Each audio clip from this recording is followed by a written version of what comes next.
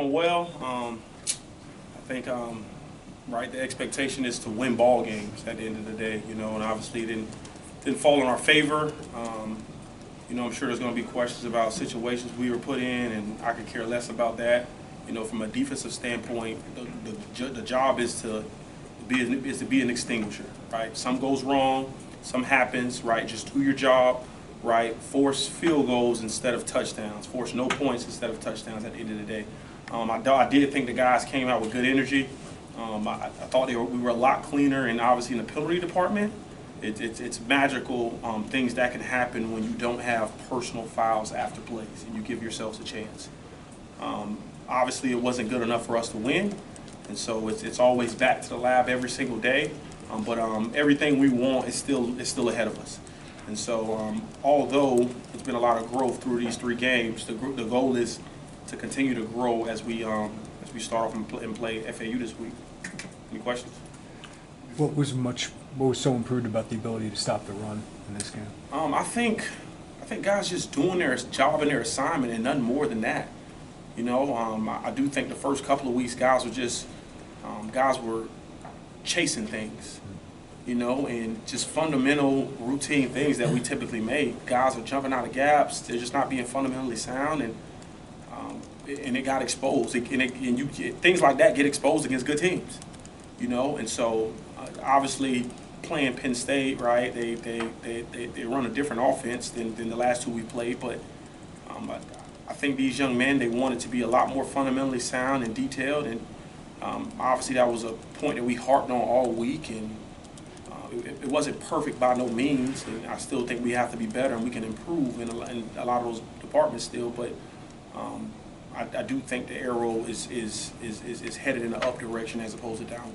Coach, you have a rotation there at nose tackle, several guys getting opportunities. What did you see from each one of those guys that got a chance on Saturday? Well, you try to, with those guys being up front, they go so hard, and it's a collision every single play. You try to rotate them to keep them fresh. Obviously, Denzel Jackson started off one, right, and as the game kind of went on, right, he's playing a lot of snaps. I think he had 80-some snaps during the course of the game, but you throw T-Rod in there to make sure he's fresh, right? You get Said a couple of snaps in there as well. And so at the end of the day, like, the goal is to have a really good result, and I think you never want a nose tackle to play 80-some snaps, and so you try to platoon them and rotate them just to keep the freshest guys out there and the guys that give us the best chance. And, I think for us as a defensive staff, just looking at are there other guys that can help in that rotation as well. That's something that we continue to talk about as the week goes on. Aaron, what's it tell you about your guys? There's obviously a lot of conversation after the first 2 games about where you were defensively to be able to quickly make those adjustments and turn that page. Well, I think our young men, one thing that I've admired about them is, they've had ample opportunity to lay down and quit and say game's over, right? And I want to just speak to Johnny Newton for a second. Johnny Newton could have came out of that game with 4 or 5 minutes left on the clock, but Johnny Newton didn't want to come out of that game, right? Johnny Newton wasn't going to come out of that game because that's how Johnny Newton is wired. And so it speaks to the kind of young men that we have. Obviously we lost, but they don't really focus on the scoreboard so much. They got an opportunity to get better at their craft. They're going to do that, and so obviously as a coach you appreciate those moments, but we just got to be better overall so we don't find ourselves in those situations at the end of the game. You're a human with a heart, so you know everything that Bailey did to get back on the field. Snap number 1, he's laying on the ground. Did you have beyond a football coach, a human reaction of, I can't believe this? 100%, right? First thing that starts going through my head was, did I protect him enough as a coach? Obviously it was I'll let Coach speak to the details of it. It was didn't want to see what happened happen, and it did not like it. Was very, very scared for that young man, whatever it ended up being. But it's unfortunate, man. I've been in those positions, and like you see that young man work so hard, and the way he worked and how he grinded, and to get back the way he did, and for him to go through that, man, it's tough and challenging. But obviously, he's still a student of the game. He's still locked in. He's still poised. He had a smile on his face yesterday. You know what I mean? Like nothing really wavers. Like nothing really messes with his confidence as a young man and player. But it was it's those are definitely some of the harder moments as a coach to see that, right? Obviously, he ended up going back in the game and end up going down again, but it's those are always the tough ones, man. Obviously, going to talk about his injury and Demetrius is on crutches, but whatever the length of time, like, where do you find the depth in the safety room? Those are two guys that seemingly look kind of vibe. Yeah, man, good. They're good players. They're really good players for us, and I think throughout fall camp, you know, we've been training a bunch of guys at just a safety position in general, and it happens every year, right? It happened last year at the cornerback position, and you try to rotate guys and train them early in multiple spots, so when these situations do come up, you have answers for them, and you're not really like just pulling from a random position. And so this is something that we pride ourselves on in the offseason, dual training guys for exactly these moments. They happen every year. Every year they happen. Every year I've been in this profession, they've happened in some capacity, whether it's up front or on the back end, whether it's on the offensive side of the ball or not. Like, it happens at every position. And so this year, right now, it's just so be it's the back end. And, you know, I think we got some guys that are more than capable enough and ready to fulfill those spots. What style of offense do you see from FAU on film and some of the challenges that they'll present to you? Yeah, they got some very, very, very dynamic skill guys, man, and they do a really good job at getting the ball to them on the perimeter. They have a running back that's hard-nosed. He runs downhill. I mean, it goes without saying, right? Like, they got Florida speed on that roster, right? They got dudes who in open space can make you miss, right? I don't care if they're playing against the best of the best or anybody. Like, they have players on that roster who can change the game with the ball in their hands. And so I think they do a really good job offensively by getting their playmakers the ball. You know, sometimes you have teams who have playmakers, and that dude may not get the ball to the second, third, fourth quarter. You know what I mean? Like, as opposed to getting it to them early. And they do a really, really good job at trying to get their playmakers the ball early and establish something with them, and then just putting them in space, right? Those guys are really, really hard to tackle in space. It's going to be very important for us, obviously, gang tackling this week and running to the football, but I think they do a really good job at making you play 11-on-11 football. Obviously, you know how good Johnny Newton is, Yeah. but when he plays that way, what does that mean for your defense? That is the heart and soul of how we want to be identified when Johnny Newton plays the way he played on Saturday.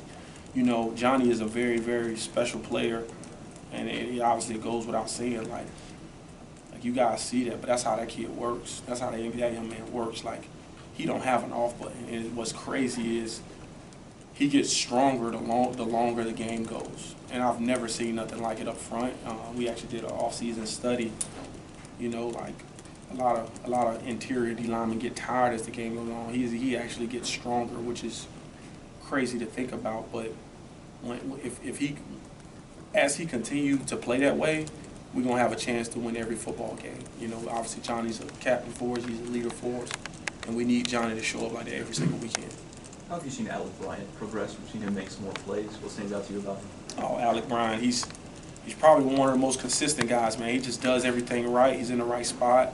He puts himself in the right position daily, and I think that's just I think a lot of that is attributed to the guy that's coaching him, and Coach Bullen, and just his pride in wanting to be better than he was the year before. You know, I mean, he's had I think, just from a performance standpoint, he's been really clean.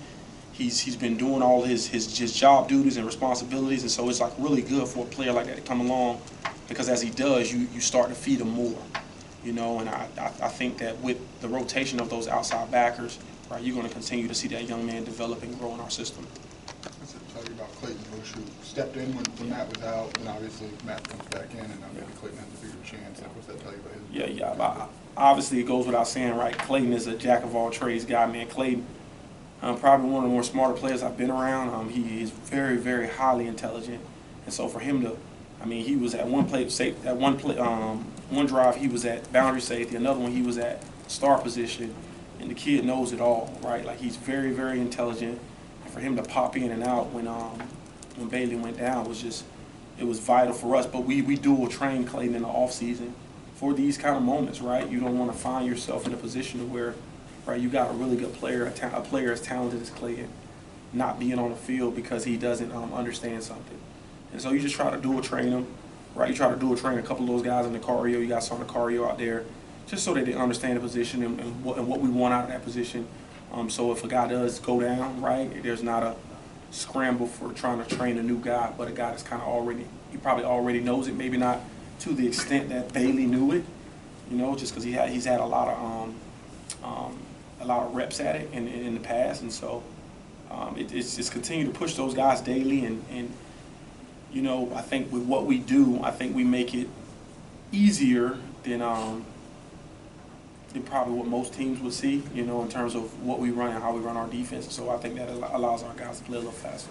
Is there something you can do in practice or a focus about getting more takeaways? Is that something you're focusing on? Yeah, I think obviously you got to emphasize that. We emphasize it every practice, and I think I mean, every game is a tad bit different, you know. You would like a takeaway or multiple takeaways every game, and I think it also depends on, like, some young men are a little more wired to it than others, you know. Like, obviously last year we had a bunch of them, right? And I think that was a culmination of the quarterback being hit, but that was also a culmination of you have really good players too, right? Like, got really good guys on the back end, older, experienced guys who punched at the ball a lot more, and so we just continue to emphasize that. We probably turned up our tackling and takeaway circuit a lot more this year than we've ever have. You know, it's like when you don't emphasize it, that's when they start doing it. You know what I'm saying? Like, as many takeaways we had last year, we ain't emphasize it that much, I promise you, and they were obviously happening. And so we're going to continue to emphasize it, and they typically come in groups of 3. You know, that's when the takeaways start to come. But you try to just show them clips of opportunities to get those takeaways, and like visually show them so they can pull from those, and try to put them in the best position when plays do happen and quarterbacks got the ball exposed. And I know we had a couple of them on the quarterback, a couple of chances on the quarterback to punch the ball out, and we just missed those opportunities. So just continuing to show them the film and in hopes they learn from it, in order to give ourselves the opportunity to take the ball away. Aaron, We've felt like obviously learned the FAU quarterback, Casey Thompson, has a torn ACL and will not play. It's in-game adjustments when you see a backup quarterback that you may not have a lot of film on this year in this scheme, something that you anticipate will be a big key.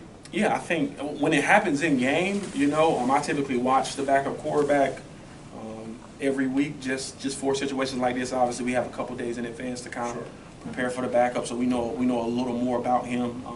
Having a couple days to prepare for him, but when it happens throughout the course of the game, yeah, it is a little harder, especially for our players, because our players, they may have a couple of clips of the backup quarterback, but they've been studying the primary one all week, you know, and if he hadn't got any reps, you know, sometimes you got to pull from if he was at a previous school or what he did in high school just to see some of his mannerisms, and that's a lot harder. But a lot of that is picked up on the fly once he's thrown into the game. You know what I'm saying? And so it's when he's been at another spot, and if it's a coach that's there with him now, I think you can pick up a lot of those tendencies. But when there hasn't been no previous coach with him, and he's kind of being groomed for this position and thrown into the fire, I do think it's a lot harder because you just have very little eval on him in terms of how he does things in his operation time and his cadence and how he presents himself in terms of when he's addressing the sideline. So just a bunch of small details that you try to gather throughout the course of a game once he is in a game, or if he's going to be the starter, or if it's a game time decision, you know. But I think with us having a couple of days in advance, obviously there'll be a lot more focus put on him, because we end up just getting this news like an hour ago. So, Aaron, outside linebackers seem to really show up in this game. What did you see from them? Why was that the case? well, I thought that, you know, I thought that they rushed the passer a lot better this week. I will say I put them in a better position to rush the passer. Man, I was really excited for them because I think that's their strong suit, you know, and they were really clean in some of their drops when they had drops, and I don't know, I just thought overall it was just better detail to what we were asking them to do and how they did it this week, you know what I'm saying, and even throughout the course of the game. And I just thought they were a lot cleaner, you know, just at the point of attack when they were rushing guys. They weren't just getting thick on them or running around them, you know, whether it was speed, the power, or a particular move. I really thought they tried to cage the quarterback and make him throw from the pocket. Obviously, at times, got to feel a little bit, and got to clean up some of our rush lanes. But I do think overall they were a little better. But that goes without saying. It also was a different quarterback back there, right? You didn't have DeQuan Finn running around in the pocket, right? You didn't have Jaden Daniels running around in the pocket. You had Drew Aller, who's just different. He's just a bigger, he's just a bigger target. You know what I'm saying? He moves laterally probably just as well as those guys, but not as faster down the field. And so it was some different techniques put into place, and I think our guys were able to hone in on that. And when they did get upfield and they didn't get past them, they were able to fall back in on some tackles, and I think Gabe ended up having a sack. All right, Coach Aaron, thank you. Thank you, guys.